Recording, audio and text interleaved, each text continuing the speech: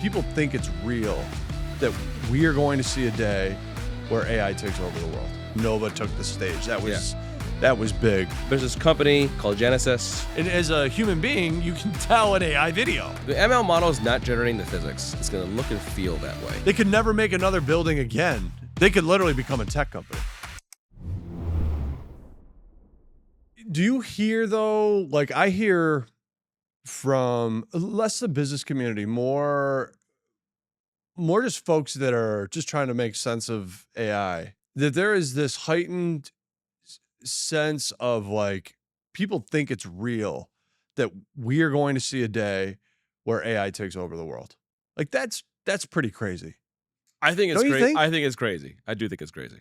I know some people like they're convinced of it. Like this, the Terminator's yeah, at the front door, right. Like we're watching a movie. Yeah, the amount of times the stuff either gets it wrong or requires like someone to handhold it through a process. Yeah, I sit here. I'm like, there's no fucking way it's gonna take over the world, right? I mean, you have to literally give it the kings of the kingdom, and it would have to be incredibly smart.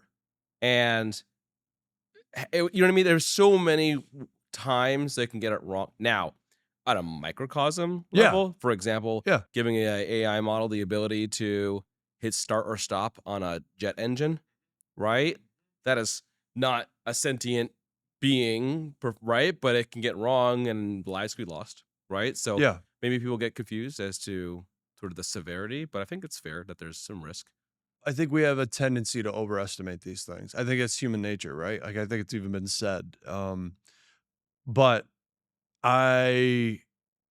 it's crazy to me sometimes though, because I am so excited for it. Personally, like I think about not just the business, but I think about what customers are, the types of things customers are asking for now. Like the conversations we had last week with customers, if you just put it in contrast to 6 months ago, it's just so much bigger for customers today, where we'll literally have a conversation with a customer today. It's like, we want to implement an AI solution that transforms our entire business, not just transforms a function or a set of folks maybe doing something in the business, but actually transforms the entire business. That's pretty remarkable. It's gotten so cheap.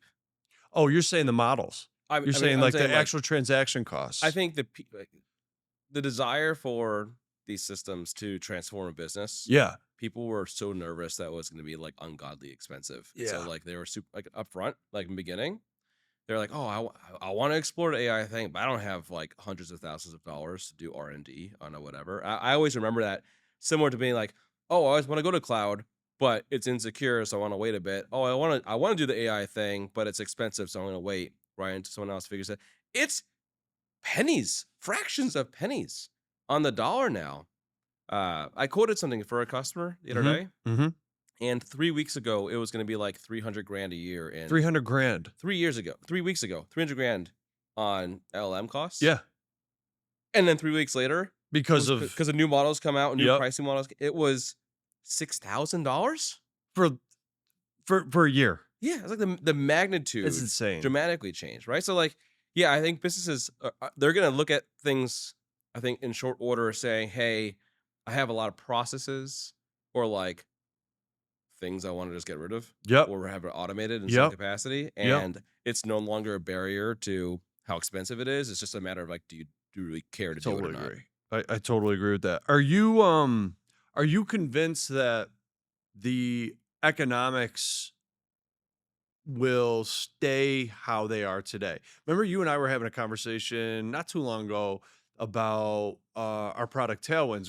We were having this dialogue around, all right, it's kind of like software as a service, but it's more like platform as a service in some ways.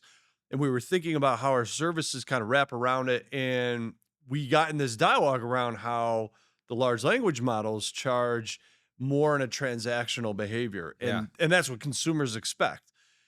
Do you foresee that will be, as the price presumably continues to drop and performance continues to increase, which is exactly the trend that we've been seeing, do you think that the models will continue to charge the way that they are? Or do you think somebody I think about Llama. I think about Llama next year being, okay, so it's been open source for all this time. Right. Sort of open source.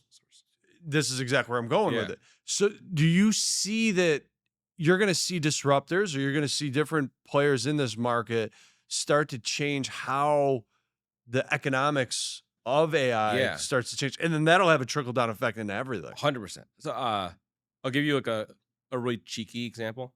So for the last year, every I don't know, couple months, right, a new model come out and maybe half the cost and Mhm. twice as fast, and you can see like you could plot it on the graph, right, and it Right. was just getting faster, smarter, cheaper, right, Yeah. all the time. And Anthropic did something cheeky when they I forget what model it was that they released it. I want to say it was Sonnet 3.5, if not Ah, Opus. yeah. When they released it, they kind of took a different tactic. They said, "Our model is so smart, you're going to pay a premium for how smart it is." Mm. And so while everybody else is getting smarter, Yeah. Anthropic saying they're taking a bet on themselves, and they're saying we are so smart that even if people try to catch up to us, Mhm. people will pay a premium for our service. So they buck the trend by actually increasing prices in some capacity, or you say, or flattening out the curve, That's right? exactly it. Yeah. Where you got like Salesforce, they're doing like it's $2 per, I guess, transaction. It's Is like that what it is? it's like every time you hit enter, Oh, okay, got it. you Yeah, get yeah, charged like $2. And yeah. it's not exactly that. Like there's Yeah. like some science behind it, But and you some, think that'll change? yeah, because they're charging you for outcomes, That's exactly it. right? It's Like totally different. it's, I mean, and then you got the llama models, right? And obviously they're open source, so you could deploy them, do whatever you want with them. But But the people don't realize is that they're the way the licensing scheme is set up, the licenses for them, is that if you hit certain types of scale, really big scale, like we're massive. talking like Amazon Yeah, scale, yeah. right? Nothing like I think like $50 million, maybe even more, Mhm. right? Now you start owing licensing fees to Meta. So there's like, So there is a cutoff. yeah, there's nuances to this, right? Interesting. As you pick, like small companies, they won't hit that number, right? So who cares? It truly feels open source to them. Well, I just, I did a ton of reading recently around the topic of llama. We were waiting at reInvent for AWS to make some announcements. Which there was some specifically, but obviously Nova took the stage. Yeah.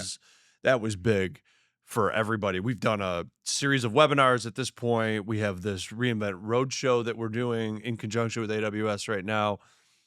Nova's a pretty big Yeah, deal, it's really good. right? Like Yeah. that for anybody who knows anything about AI, like the announcement around Nova was shockwaves to the industry, and in Yeah. many capacities, largely due to the fact that it performs so well I mean, it is. It performs pretty good, but it's so much cheaper and so much faster. for the same performance equivalent It of the almost next feels like competitor. Yeah, Amazon's like not trying to make money on it. To be honest with you, that's like my take. that's kind of your Yeah, because hypothesis. you compare, like you take a Anthropic model that is similar, right? They're not perfectly Yeah, exact, but similar, yeah, right? And you yeah. just compare the cost delta, that's like 90% cheaper, right? And it's That's twice as fast. crazy. But it's a little 90. dumber. It's a little dumber. But here's the thing: who cares if you can run that model 20 times and one of them is right? It's probably still cheaper, right? So there's a That's true. nuance to this, That is right? true. But yeah, I mean, it's faster, it's significantly cheaper. I would be surprised if it doesn't become the default for a lot of like Amazon companies and Amazon usage companies. Um, That makes sense. but you may graduate out of it. You may have like, I'll give you a good example, like a healthcare use case. Yeah, They may prefer Anthropic. because They has to get it right. there's very little room for error. Yeah. And so like you can't retry 20 times on a cancer screening. You know what I Yeah, mean? Like yeah, you want to make sure that whatever you're doing, you're nailing it the yeah. first time. You'll pay a premium. The company will pay a premium to That nail it. assumes that AWS won't get it right with Nova. Yeah, I mean, give it another year. Yeah, exactly. I mean, they just put 8 billion in Anthropic. I'm sure they're learning something.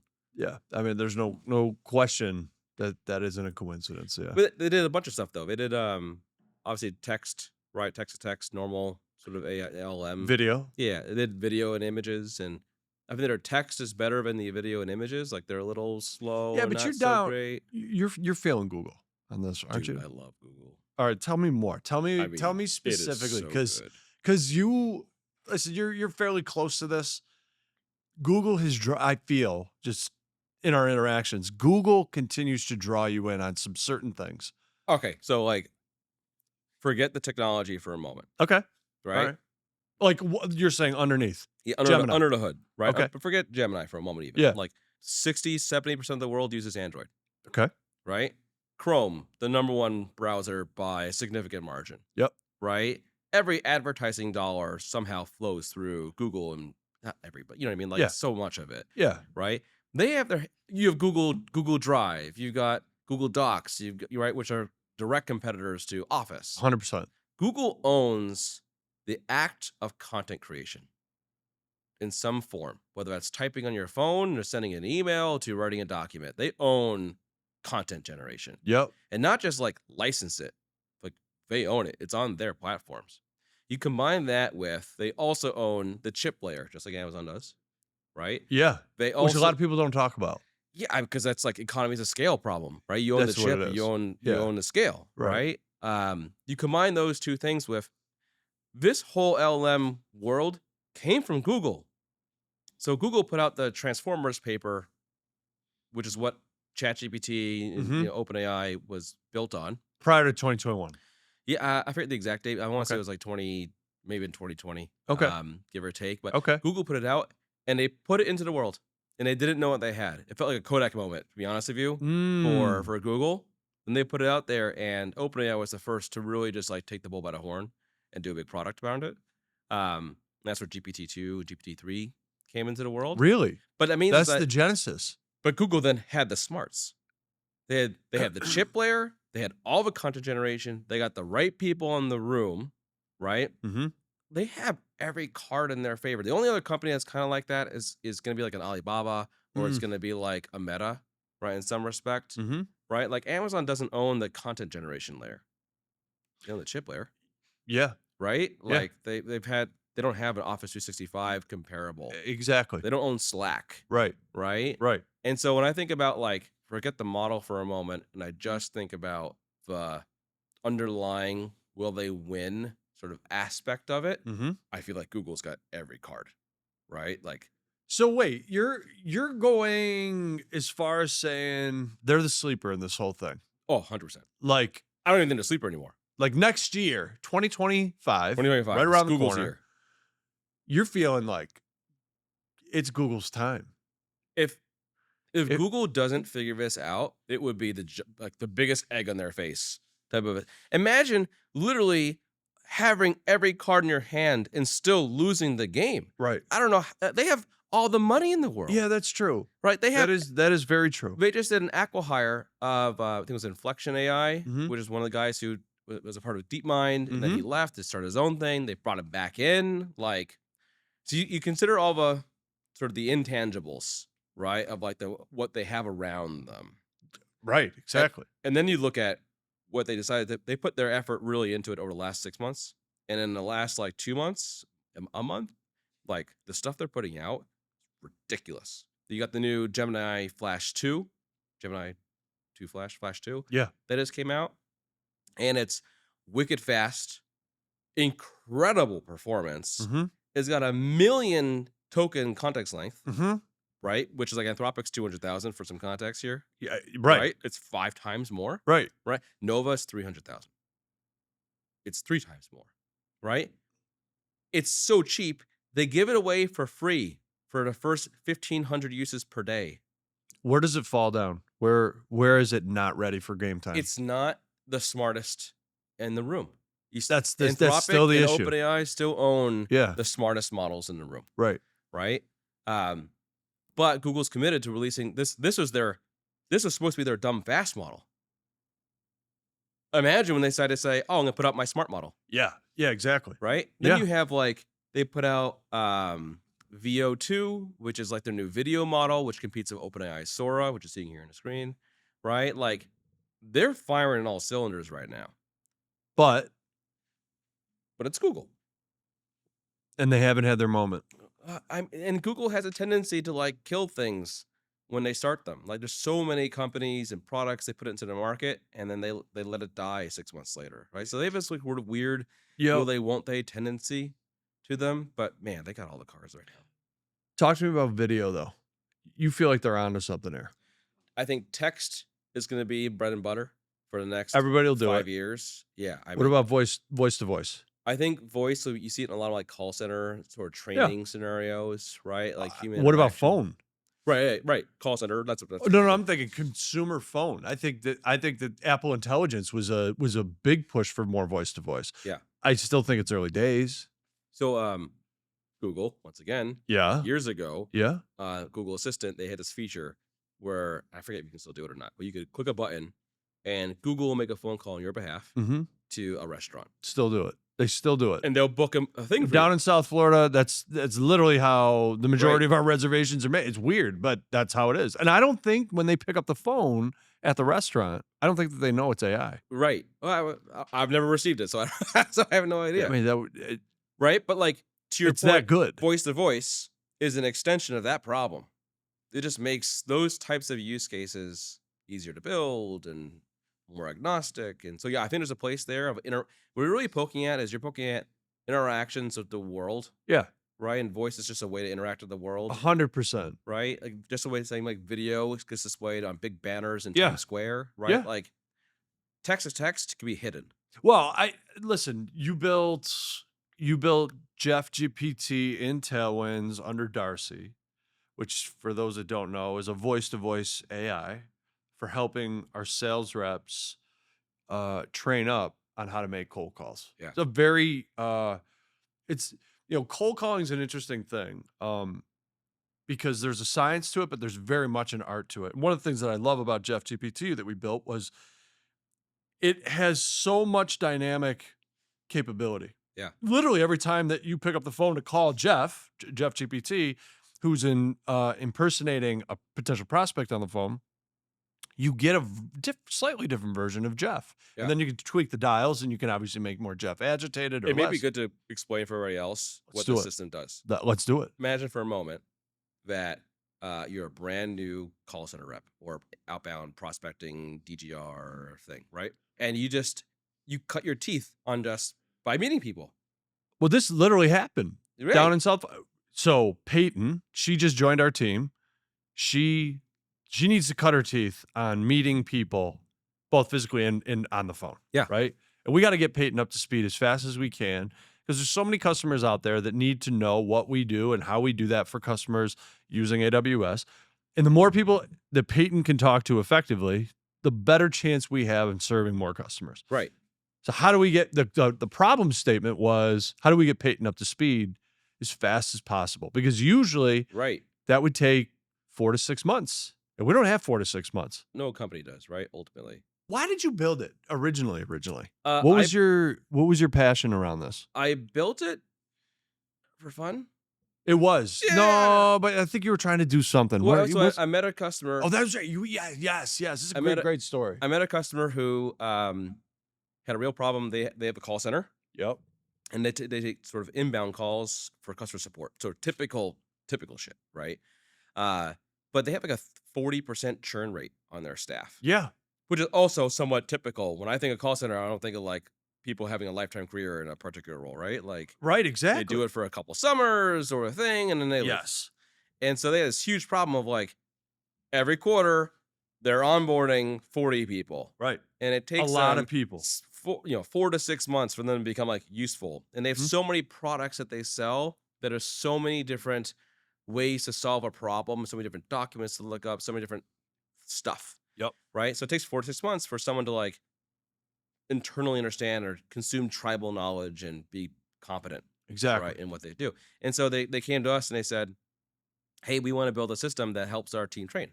Right. And that started from initially was a sort of chat interaction at first. Oh, in their mind, when the ask came through, and Yeah, when you started to think about it, when you were talking to the customer, listening to their needs and what they obviously were articulating, your thought did not go to voice AI. I mean, I eventually got there with them, but they started text to text because a lot they have a text chat bot just like they do everybody does right on their website, Sure. right? And the idea initially was when they respond or as a question comes in, we'll have AI go look up documents in a document knowledge base, and which is sort of typical process, and you could show it alongside, and to better give context to the agent, Yeah. right? It's not an AI agent, the person, Person right? agent. Yeah. Who is going to answer the question. And like their goal was if you have this tooling around somebody, You could get to better qualified right? problems that a real human being, an agent, Yeah. could solve. And That's cool. yeah, that was cool. The issue I had with I it don't know is the like, business driver for that though. Like the customer wasn't going to make more money. They weren't going to save money. oh, saving money. Oh, they were. They were going to Yeah, hire less people. imagine like how many trainers you have to have. Okay. So And, like, instead of hiring 40, maybe they could hire 20. how much overhead you have to get someone up to speed, Okay. right? Like, All right. you're gonna pay an extra 2 months, 3 months for somebody before they're useful. Like if you do it faster, you generate more Okay. cash, or it's All right. cheaper, I see it. right? That's yeah, I get it. The issue I had when I was talking to these people was like one of the grading schemes they had was they wanted to check the tone of the conversation. As the agent responding, are you being a dick?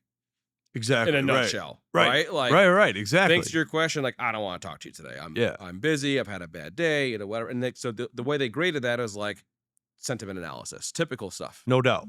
So I was sitting there talking to them. I was like, wouldn't it be cool if you could grade them on their voice and how articulate they are, and were they kind in their response, and did they have empathy? Because I don't know how how do you gauge empathy from text? exactly right. You wouldn't be able to. Right. But Anthropic wasn't going to solve this problem for you. No, I mean Anthropic doesn't have any voice models. Right. Exactly. So like, so where did your mind go? so we have some partnerships. We've got one with a company called Deepgram, Yep. and they're really big in the market right now. They do a lot of voice to voice, but they're a bit more how do I describe it? Going through a drive-through. You Yep. get that? It's a little robotic, but Yep. it's very clear and it's very precise. But Yep. it's not like personable. It was not conversational. Yeah. So we started there. There's another company we have a partnership with called Hume, Hume, Right. and they do the opposite. Mhm. They're extremely personable. They measure how personable they are, right? But not a lot of options. It's kind of like you got, it's not the fastest thing in the world, and humans have a conversation. Oh, they're It's slow? quick, right? You want to have a quick conversation. We ended up for that demo to what I built internally, what you see here on the screen. We ended up using 11 Labs. So you did not use Hume. We didn't use Hume. We used 11 Labs for 2 reasons. I'll give you the pros and the cons. So the pros were I can clone Jeff's voice, which is amusing in its own right. 100%. Jeff loves it. Yeah, Our employees love it. Some So days. that's good. No, it's good. It's yeah. good. So clone Jeff's voice. You heard we have a major customer just signed a big deal with us. They requested that we keep Jeff's voice Oh yeah. in their production workload. Yeah. This is a massive system. We Set of offered systems we we're offered building. them to use their voice. They And they felt said too no. awkward about it. They They're like, said you got to use Jeff.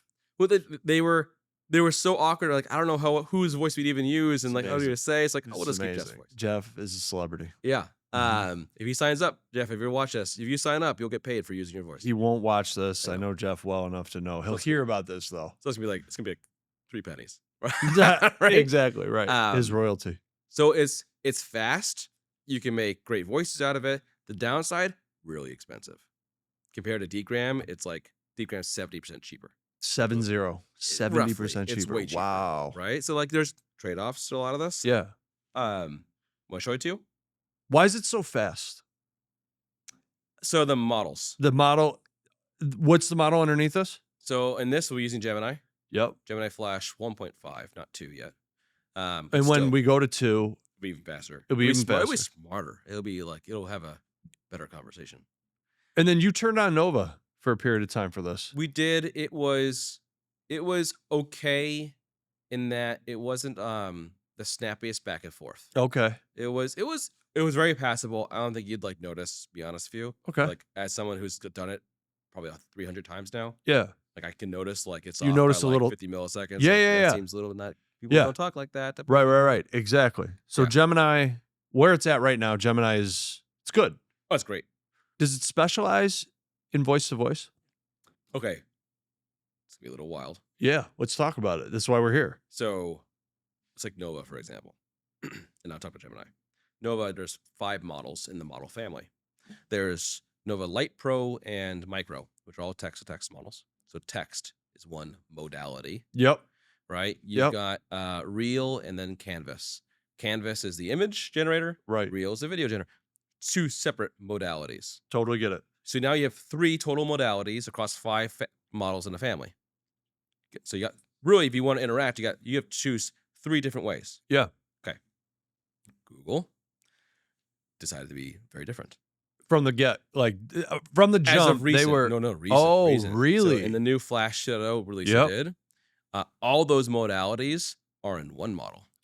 It's very interesting. It makes you wonder if others are gonna do this. I mean, you can do things now like you could be having a chat conversation And then and then switch to video. swap to voice Right. or tell it to make you a video or have it make you an And image it does on the not fly. It does matter. all of them Yeah, it's pretty at the same that's time. pretty badass. I mean, it's a different technology. It's a different way to like technically implement something. Sure, So of I don't know course. how transferable that is We'll see. for a lot of companies, but But I you don't have mean, the deal is when you're building, you don't specify. yeah, It's pretty cool. right? Like you can, I'm just all technology is nuanced, right? Like how Of you build course. it, but like Of for the course. most part, yeah, the short answer is yes, right? So I think that's super cool because now you can try to do a lot of different things without having to think about which models under what circumstance and Oh, right. all that Exactly. Yeah. complexity sort of is washed away. Yeah. Um, it's going to be the same model. I'm pretty sure they're rolling out now to Gemini inside of Google Android, Mm-hmm. right? Which is already wicked good, right? Mm-hmm. There's work Google has to do to make like the UI interfaces on these systems cleaner, Mm-hmm. and not like we can get an intern to do just as good. Like it was, you know what I mean? Like yeah, right. That's not the focus. they're not focusing on that, Yeah. but as soon as they do, it's gonna be like they're great. That's so cool. But yeah, we use in Darcy. We use Gemini because it's fast. And humans, when we have a voice-to-voice conversation, you Let's demo. expect. Yeah, let's demo. Let's see how fast it is. Let's see if Jeff GPT is convincingly a human being, not a chat agent on the back end. So what you're seeing here is Darcy. Darcy's our platform that our internal staff use, right? Yeah. And Darcy Talk is the voice-to-voice system. Yep. We can load up different scenarios. So different scenarios for different problems, customer support or outbound sales or whatever, different scenarios. I took an outbound sales scenario. So this is like, I'm pitching. I'm the outbound salesperson and Darcy is acting, really Jeff is acting as a prospect. Yep. And we can dial up or down the hostility. We could do a whole bunch of things. So I'll just turn it on. We'll walk through an example and I'll pitch. All right. So we're going to go through now the outbound call scenario. Yeah. So this is you're pretending to be, for purposes of conversation, Peyton, who's learning how to cold call. Yeah. And you need to talk to this agent. Yeah. But I'm GPT. Travis. Okay. All right. Go for Jeff. Hey, Jeff. How you doing? This is Travis Rail for Innovative Solutions. How are you today? I'm doing well. Thanks for asking. I'm just getting back from the hangar, actually. I'm always looking for ways to improve our systems, so I'm interested in hearing what you have to offer. Well, look, Jeff, let me cut to it. I'm here to sell you on a brand new Cirrus Vision Jet. Have you heard about Cirrus? Are you interested in the Vision Jet? Cirrus? I'm a Cirrus guy through and through. I've got a SR22T myself, and I'm always looking for ways to upgrade. Tell me more about the Vision Well, Jet. look, as a pilot to pilot, let me sit down with you. I'll have to have a separate conversation about how generative AI could influence your plane and maybe how you travel around the world. Would you be interested in a quick conversation of our team? I'm always interested in learning about new technology, especially when it comes to... So you can go back and forth with Jeff GPT, Mhm. right, and have a conversation. And then when you're done on the screen, we grade you Look on at what's that. the use case and like, did you find a pain point and like, what are the next steps? But going back to voice and our customer, the same KPIs are then used to then say, hey, did you say the right words, right? Were you 100%. empathetic? Because you gave Darcy as a programmer, not as a cold caller, some guidelines. Jeff is a middle-aged man with a pilot's license and a airplane. Yep. Specifically a Cirrus aircraft. Cirrus is the manufacturer of the aircraft type that he actually divulged to you in the conversation. But aviation, outside of those bounds, there's really not any other part of the AI that you built. The reality is Jeff GPT is listening on the other end to see if you have anything to offer him of value Totally. with discrete information or data. Yeah. And that's what gets you through the door. That's how you break the code of Darcy. If you dial up the hostility on this thing Yeah. and you don't show value, it starts telling you to like shut the fuck up. That's right. It's like get the fuck off the phone. That's right. It's like it Because gets that's how a human being would be. right. Like I don't know who you are. Like you cold Exactly. calling me, I'm gonna hang up on you. Did that seem a little delayed? The responses? I think the first one did a slightly. Yeah. But the I followed hadn't ones were seen that better. before. It's usually snappier Yeah. than that. I don't know if it was did you change anything on the back end? I don't think so, offhand. Huh. Well, it's fascinating. And I think as we continue to evolve the capabilities of systems like that, I think that's an interesting thing. I know we only got about like 5 more minutes. Yeah. I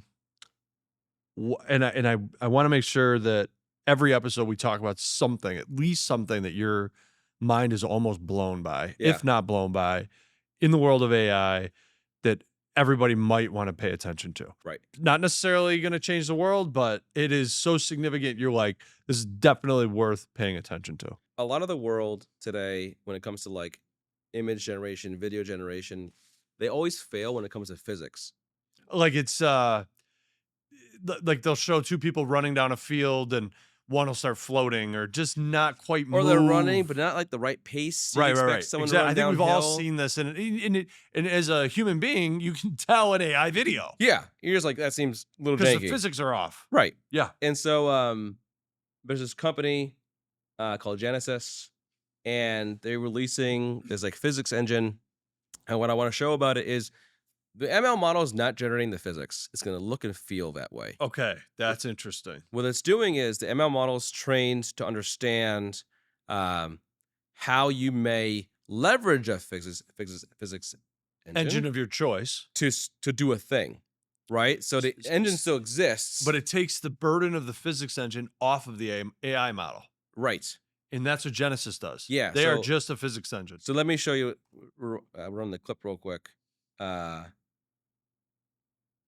and I'll sort of narrate it as it goes. So in here, they're typing a prompt like you typically would, right, of any text system, right? Yep, Implying like you want to see a water droplet come down a beer bottle. It sounded like. and here it comes. And this is like what's actually generated from the system. And what's crazy is first, the model doesn't just make the video like we would with Sora or Okay. right. Instead, the way it's generating is it's generating the camera angles. Very it's cool. generating the bottle itself. Very cool. And then stitching those things together using the physics engine. So in this scenario, you don't have to expect or train the LLM on how to do something to understand physics, but you can have it trained to interact with a system that does. I think you're going to see a lot of products move this direction over time. You have existing rules engines, process engines, and more, and you're not going to replace them with AI. You're going to have the AI use them. That's pretty badass. I could foresee this being many different business models that spawn out of this. Yeah, we got one customer come to us. They do construction, and they want to be able to like type in a thing or feed it some like blueprint documents Yeah. and have it create 3D modeling of the building or others that they want to generate, right? Something they can present back that's to. wild. That's- That could be their business. Right. They could never make another building again as a GC, or I would assume they're in general contracting. They could literally become a tech company. And so we were talking to them, and I said to them, like, would you license this Right. to somebody else? And they sat there, like, said, oh my God, I didn't even think of that. We just think about the speed and staff efficiency that they would get from like, because they have designers in house that just sit there and build 3D models of a building. Right. They could license that out. This is cool. This Yeah. is actually ultra realistic too. Yeah, it's not bad. It's fascinating. Thank you for sharing that. Sure. That's cool. We'll post some information on where to find this. Genesis. Genesis is the actual tool. It's a company. Yeah. That's amazing. Well, this has been good today. I really appreciate you sharing some knowledge with us as usual. Any parting words? Look, this stuff's changing every 3 months, right? I guess meet so many people who are just so nervous to even try, and just like how cloud was 11 years ago, and people nervous about security. The people who started early are the ones who are paying dividends today, right? Like they're killing it. So true. So many companies we meet are still just migrating to the cloud. Like they're probably so far behind. Yeah. Yeah. No, I agree. You and I met. Is it 3 years ago now? Yeah, 3-ish? yeah. And over the last year, I've watched your level of excitement continue to increase. Like, if your level of excitement on a 1 to 10 was a 6 or a 7 when you came to Innovative, I look at your level of excitement continually being off the charts, above 10 now because of so many things happening in this space, Right. and you're able to obviously not just learn about these things, but help ferret out like what's real, what isn't. Right. And you tell me all the time that one of the things you love doing, and clearly you show I think everybody this consistently, is the fact that meeting with customers and being able to hear what a customer is actually going through and where they're trying to take their business and how they have an appetite to leverage technology, that gets you up in the morning. Like, you love that. We're in a look. If 11 years ago people could redefine their business with infrastructure, Yeah, I think you're about to see the exact same thing, just up a stack, right up the technology stack. right. So now the application layer is going to dramatically change because of AI. It is of equal level of excitement for me that I had a decade ago Yeah. that we're getting now, and it is both wonderful and scary as all hell to be Well, the ground floor. I mean, we're at the ground floor, so Yeah. we're good. I was telling Gene Miller, a woman on our team, on Friday. I was like, this AI gold rush is exciting, but I feel like we're the ones just selling the shovels. I mean, like, Right. that's what we're doing. We're here to help everybody try to figure out, all right, where's the opportunity, right? And that's as exciting as ever. I'm finding every day that goes by that the technology actually inspires a different part of our business that I've never seen anything impact the company in that way. I've always seen technology as a way to, all right, let's see where customers are going to potentially write purchase orders, because like we don't want to like offer things if customers aren't going to buy it. Like, Yeah. no business should.